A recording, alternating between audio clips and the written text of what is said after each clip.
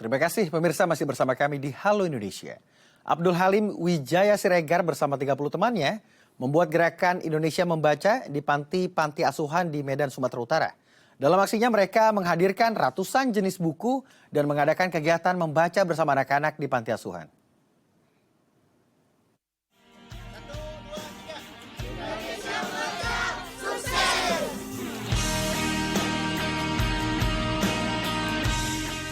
Pemuda asal Medan, Sumatera Utara, Abdul Halim Wijaya Siregar bersama 30 temannya membuat gerakan Indonesia Membaca.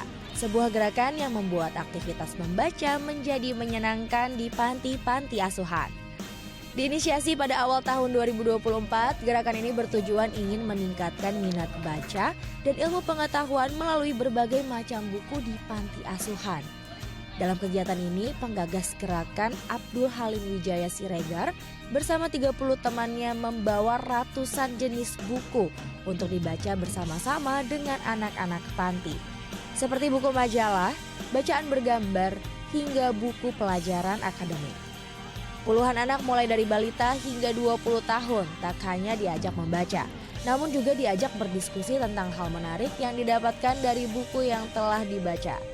Agar kelas baca berjalan efektif, kegiatan ini dibagi dua kelompok, yaitu kelas di bawah 15 tahun dan di atas 15 tahun. Untuk kelompok kelas di bawah 15 tahun, jenis buku yang diberikan berupa buku fiksi. Agar kelas membaca buku lebih menarik, para relawan menggunakan alat bantu berupa boneka yang terbuat dari kayu dan kertas.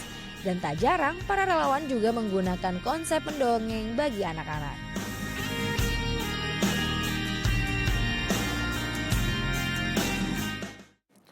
Untuk membahasnya lebih lanjut, kita telah terhubung dengan Abdul Halim Wijaya Siregar selaku founder Indonesia. Kita akan sapa langsung. Selamat siang Bang Halim, apa kabar?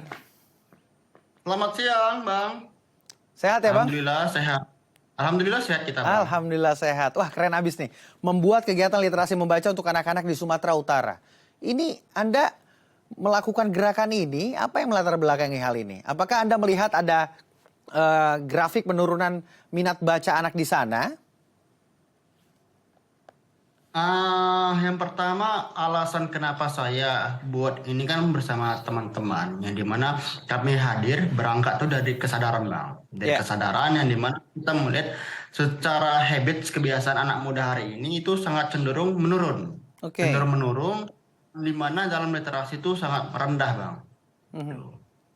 Artinya teman-teman itu membuat kebijakan soal sosial literasi. Ini kita melingkup pada dunia sosial literasi yang ke masyarakat lebih luas, baik itu anak-anak, anak muda, dan orang tua gitu Bang. Tapi kita kemarin spekulasinya itu kita pada mengarah ke panti asuhan, ke anak-anak gitu Bang.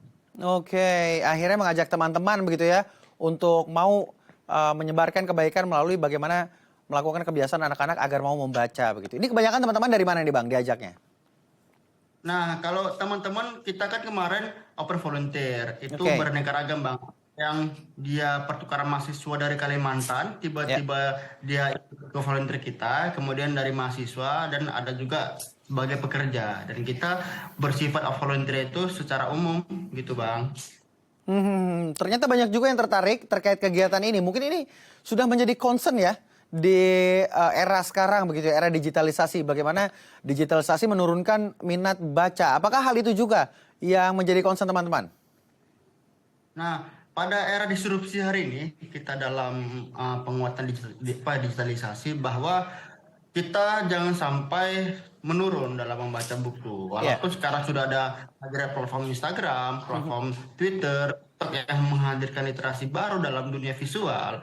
Namun membaca itu sangat penting secara atau tidak melalui fisik. Namun hari ini kita melihat secara fenomena hari ini bahwa anak muda ketika membahas literasi itu sangat sangat memungkinkan kecil untuk bicara literasi lebih panjang. Kita melihat bahwa secara riset bahwa Bang, kita bilangnya cakap digital dalam bentuk literasi itu di anak muda hari ini sangat rendah. Pemahaman digital literasi itu sangat rendah.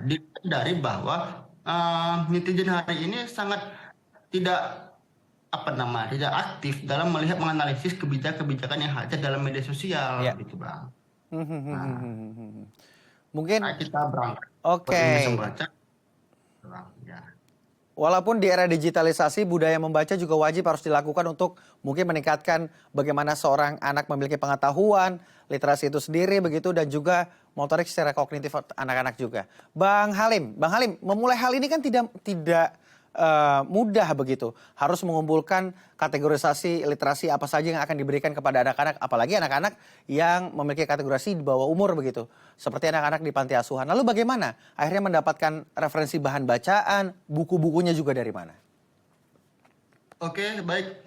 Kami kan kemarin untuk buat kegiatan di panti asuhan itu kita bekerja sama Balai Bahasa Sumur. Jadi kita meminta bantuan dari mereka untuk buku gratis kepada Indonesia Membaca. Itu yang pertama. Yang kedua, buku itu kami buka open donasi ke masyarakat umum, di mana yang buku itu akan kita perdayakan, kita kasih pembelajaran ke anak-anak, dan kita sumbangkan ke panti asuhan. Jadi kita kemarin ada 2 sumber bantuan dari Balai Bahasa Pemprov sama open donasi dari masyarakat yang hari ini disumbangkan melalui kita, dan kita mensumbangkan kembali ke panti asuhan tersebut gitu. Artinya kebaikan ini kolektif, Anda buka kesempatannya untuk siapapun yang ingin berbagi begitu ya, siapapun yang ingin melihat anak-anak Indonesia maju melalui berbagai kegiatan termasuk kegiatan membaca begitu. Bang, ini pertama kali Anda melakukan kegiatan di salah satu kegiatan panti asuhan, bagaimana antusias baik volunteernya maupun peserta yang ikut? Nah, alhamdulillah dengan puji Allah yang Maha Kuasa bahwa antusias dari volunteer terhadap anak-anak juga itu sangat antusias. Kalau misalnya kita melihat secara analisa, kalau misalnya dari potensi 10, ini 11 Bang. Lewat dari 10. Karena kenapa? Volunteer ini kan dia sangat antusias ketika kita bicara pada lingkup sosial, anak-anak dan segala macam, dan kita Indonesia Membaca memberikan wadah ini untuk kepada volunteer yang ingin turun aksi pada sosial untuk bagaimana kita mengajari adik-adik panti.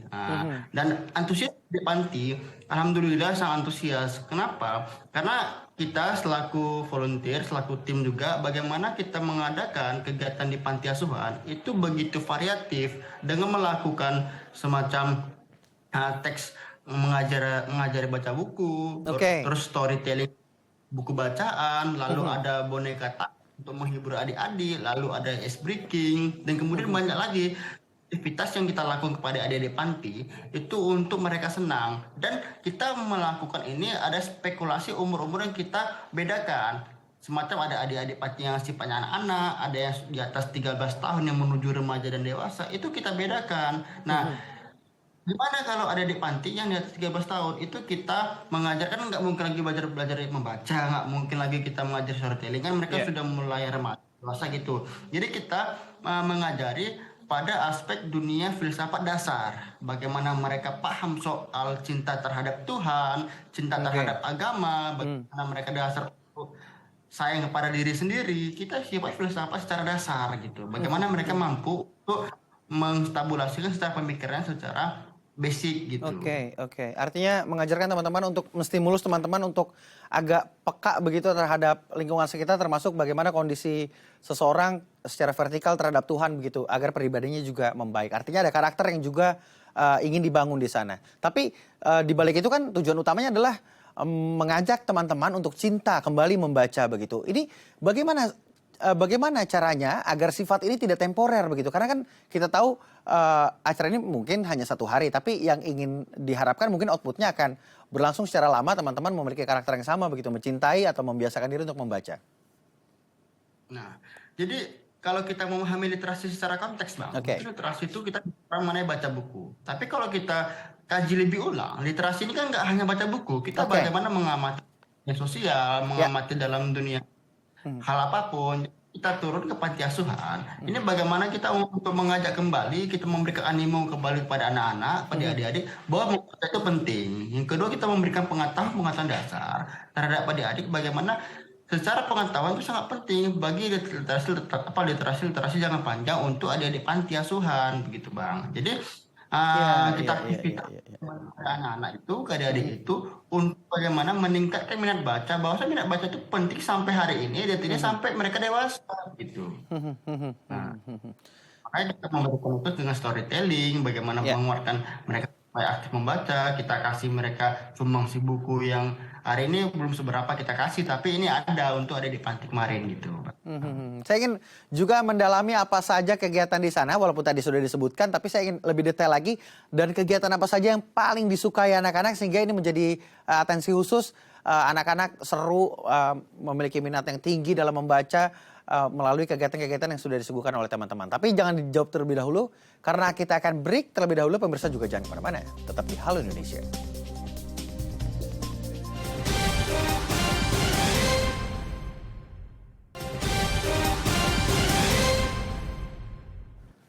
Terima kasih pemirsa masih bersama kami di Halo Indonesia. Kami masih akan melanjutkan perbincangan dengan Abdul Halim Wijaya Siregar selaku founder Indonesia.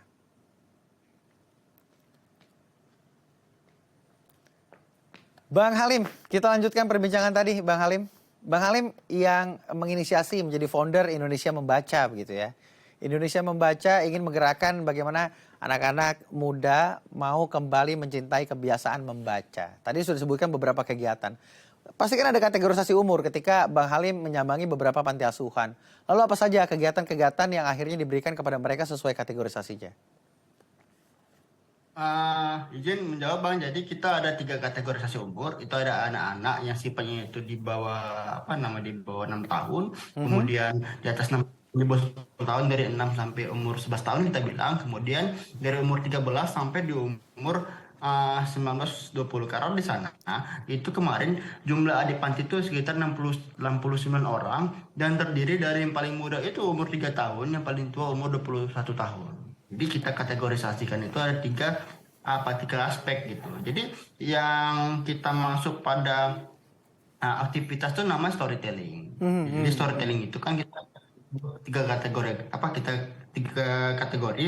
Yang pertama itu di umur anak-anak itu kita storytelling dongeng. Nah, bagaimana dongeng ini kita bermuatan literasi, Mhm, bagaimana pentingnya baca buku dari sejak dini. Nah, mhm. tetap kita storytelling, tapi temanya itu bernuansa literasi. Bukan storytelling, dongeng itu misalnya bahas yang lain gitu, bahas Iya, iya, yang iya. soal tentang yang kesenangan anak-anak, adik-adik enggak, tapi kita pada gimana dongeng itu secara anak-anak, tapi kita bermuatan literasi. Nah, itu yang pertama di kategori anak-anak. Yang kemudian di Mhm. umur 6 tahun ke atas sampai umur 10-11 tahun itu lebih kita mengajari terhadap penguatan cakap digital, Ya. cakap literasi yang itu language. Kita mengajari adik-adik itu dalam kosakata vocabulary bahasa Inggris, kita Mhm, memberikan kosakata-kosakata bahasa Inggris yang baru, mhm. kemudian kita memberikan kalau dalam bahasa Arab itu nama kosakata itu mufrodat gitu. Ya.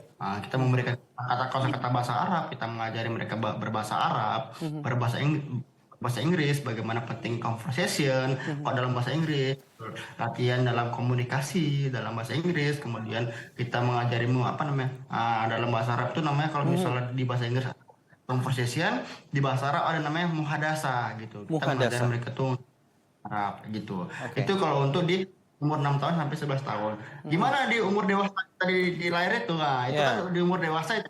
Nah, itu kita mengajari dalam basic filsafat. Oke. Nah, bagaimana secara hati cinta terhadap Tuhan, cinta terhadap agama, dan cinta terhadap diri sendiri. Karena Ya, ya. bicara filsafat kan itu ini kan adalah ibu dari segala ilmu pengetahuan. Ilmu Nah, pengetahuan, kalau benar. kita secara gitu kan. Nah, jadi bagaimana kita Mhm, melihat bahwa cinta terhadap Tuhan, cinta terhadap agama, sama cinta terhadap diri sendiri. mhm, Dan mhm. secara besar itu cinta gitu. Nah, jadi bagaimana mereka senang terhadap apa yang mereka senang beragama, bertuhan dan berdiri sendiri gitu. Nah, Artinya ada begitu pemupukan Bang. norma yang terus dijaga juga, tidak hanya meliterasi teman-teman, Iya. tapi ada karakter juga yang ingin dibangun lewat kegiatan ini. Kalau Anda sendiri ingin membentuk karakter teman-teman yang seperti apa sih?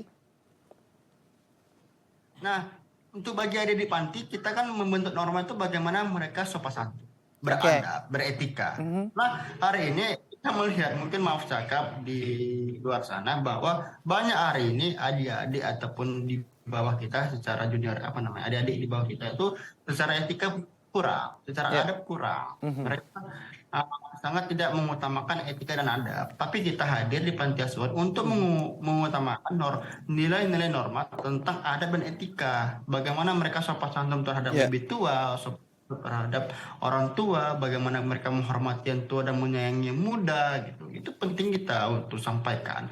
Kita memberikan pemahaman-pemahaman sejak dini melalui adik-adik panti gitu. Dan saya enggak mengatakan mereka anak-anak panti, tapi adik-adik panti karena mereka semua adik-adik kita gitu. Nah, gitu. Benar sekali. Adik-adik panti yang juga menjadi adik-adik kita. Kenapa sih Bang pilihannya adalah panti asuhan?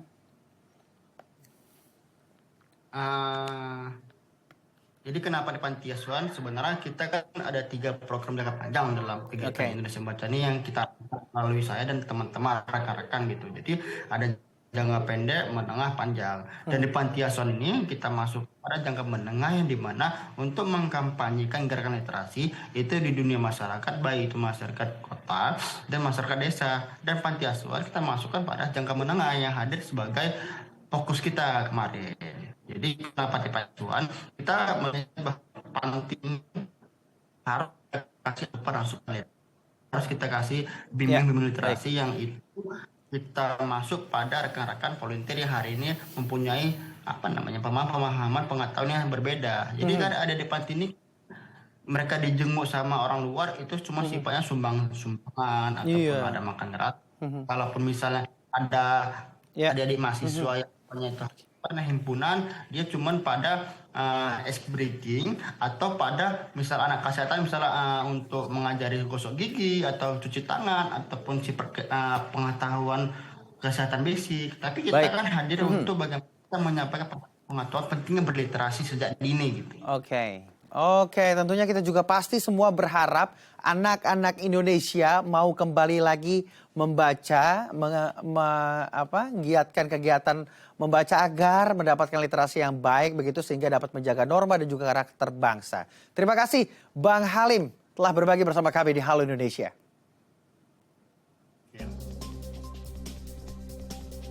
Pemirsa, untuk mendukung Hari Lingkungan Hidup Sedunia, DAI TV melakukan aksi tanam kebaikan. Informasinya usai jeda, tetap di Halo Indonesia.